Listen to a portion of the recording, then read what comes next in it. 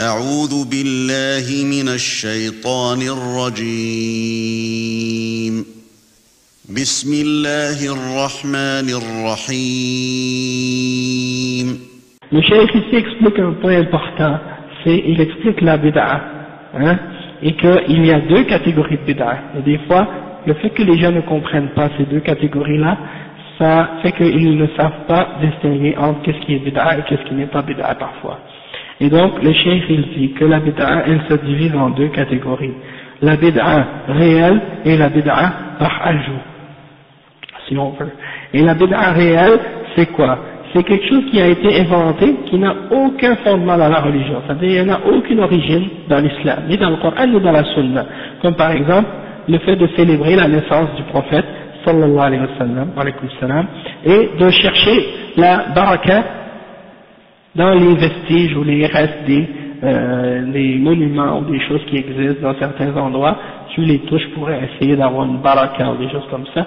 Ça, c'est comme ils appellent, en français ils appellent ça les reliques, les reliques. Donc les reliques des saints, des trucs comme ça. Il y a le fait d'avoir des bénédictions à partir de ces choses-là. Donc tout ça, ça fait partie des bid'a haqiqiyya, parce que ça n'a aucune référence dans le Coran et dans la Sunna. Toutefois, il y a une autre catégorie de bid'a, et c'est cette catégorie-là que beaucoup de gens ignorent. Et c'est celle qui est al-idafiyya.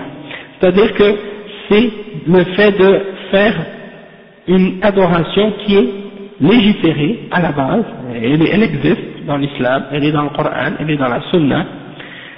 Sauf que tu essaies de la limiter dans un temps spécifique ou dans une description spécifique qui n'a pas été amenée par le Coran ni par la Sunna. Comme par exemple, le cheikh il dit, c'est permis dans l'islam de faire la salat. Allah nous a légiféré de faire la salat et de faire des nawafil comme on veut. Et il nous a aussi légiféré de prier la nuit et de faire tahajjud et de jeûner. Ça c'est permis dans l'islam. Il y a des ordres, des versets qui parlent de ça et des hadiths qui parlent de ça. Donc le jeûne, tahajjud, salat, tout ça, ça fait partie de l'islam. Le problème, c'est que tu viens dire, ou tu viens essayer de limiter ou spécifier un temps spécifique à une adoration qui n'a pas été établie par le Coran ou par la Sunna. Comme si par exemple tu dis, la nuit du milieu du mois de Sha'ban, on doit prier tous ensemble à la mosquée la nuit. Ça n'a pas été supporté par aucune preuve, ni dans le Coran, ni dans la Sunna. Donc de vouloir spécifier cette nuit-là en particulier pour dire qu'on va prier cette nuit-là, ça demande une preuve du Coran et de la Sunna. Mais si tu veux prier la nuit chez toi à n'importe quel jour, il n'y a pas de problème, tu peux le faire. Mais de dire on va faire ça spécifiquement ce jour-là ensemble chaque année, ça devient une bid'a. Ou bien de dire on va jeûner ce jour-là, ça devient une bid'a aussi.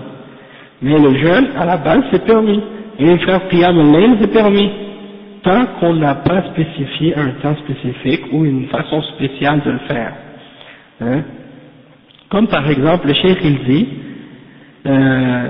si, supposons que là, après la prière de Isha tout à l'heure, je disais à tout le monde, comme par exemple, dites Subhanallah 1000 fois, et là on commence tous ensemble, on dit Subhanallah, Subhanallah, Subhanallah, on commence à compter.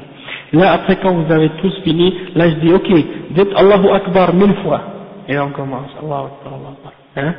Et là, je dirais par exemple, dites La ilaha illallah 1000 fois. Donc le cheikh il dit, si tu fais ça, à la base de faire le tasbih, de faire le takbir, de faire le tahlil, tout ça c'est permis dans l'islam et c'est légiféré. Mais de le faire de cette façon-là, un nombre spécifique de fois, et de le faire en groupe, et de le faire après la prière, de cette façon-là, ça devient une bid'a. Parce que ça n'a pas été amené par la charia. Si on se limite à un texte, si je vous amène une preuve qui dit voici un hadith authentique qui dit que le prophète sallallahu alayhi wa sallam a dit qu'il faut faire ça ou qu'on peut faire ça à telle façon, à tel moment ou de telle façon, ça c'est correct, on peut le faire. Mais si c'est quelque chose que tu amènes de ta propre tête et que tu veux dire aux gens faites ça de cette façon-là, à ce moment-là, là ça devient une bid'a. Et ça on retrouve ça beaucoup dans les livres des soufiyas. dans les livres de Azkar ou les livres Awrad, les Awrad des soufis. Vous trouvez par exemple, il dit, oh, si vous dites telle chose après la prière de Fajr pendant 7 semaines et que vous faites telle chose, vous voulez un enfant, ah ben, votre femme va accoucher après la 8e semaine. Ou des trucs comme ça. Et tu te demandes, mais c'est quoi la preuve de ça? C'est leur cheikh qui a inventé ça. Aucune référence. Il a soi-disant eu un rêve ou une vision, puis il s'est basé là-dessus. Mais notre religion n'est pas basée sur les rêves des gens. Sinon, on n'aurait plus de religion aujourd'hui. Parce qu'il y en a qui font plein de cauchemars, là. Hein? Allah al-Musta'an.